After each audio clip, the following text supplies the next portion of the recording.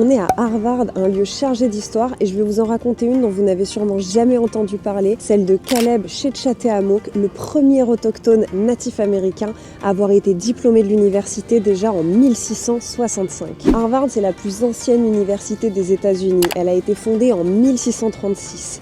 Et à cette époque-là, Caleb naît dans la tribu Wampanoag, la première nation autochtone de la région. Il faut savoir qu'à cette époque-là, les missionnaires chrétiens voulaient, entre guillemets, civiliser les natifs américains, c'est-à-dire juste les rendre conformes aux normes européennes. Et donc à l'époque, ils avaient créé des écoles pour jeunes indiens, on appelait ça comme ça. Et le but de ces écoles, en fait, c'était de former des natifs afin que eux-mêmes puissent former les autres autochtones à leur tour. Donc en fait, un espèce de grand processus d'acculturation était déjà en cours à ce moment-là. Et Caleb faisait justement partie de cette école où il étudiait donc le latin, le grec et la théologie. Donc il faut quand même noter que le mec parlait Wampanoag, anglais, latin et grec. Et en 1661, il a été admis à Harvard. Et déjà à l'époque, c'était un exploit. 4 ans plus tard, il fut le premier autochtone de l'histoire à être diplômé de l'université. Bon, on va pas se mentir, c'est pas pour autant qu'il n'était pas marginalisé. Et puis surtout, un an après avoir eu son diplôme, donc à l'âge de à peine 20 ans, Caleb a eu la tuberculose et il en est décédé. Et c'est quand même très ironique parce que c'est une maladie que les Blancs ont ramenée sur ce continent et qui dévastait les populations natives américaines. Caleb représente à lui seul un symbole à double tranchant. Pour les missionnaires et les colons, il était le symbole de la réussite de l'acculturation et de la colonisation. Et pour les natifs et les autochtones, il était le symbole qu'ils ne sont pas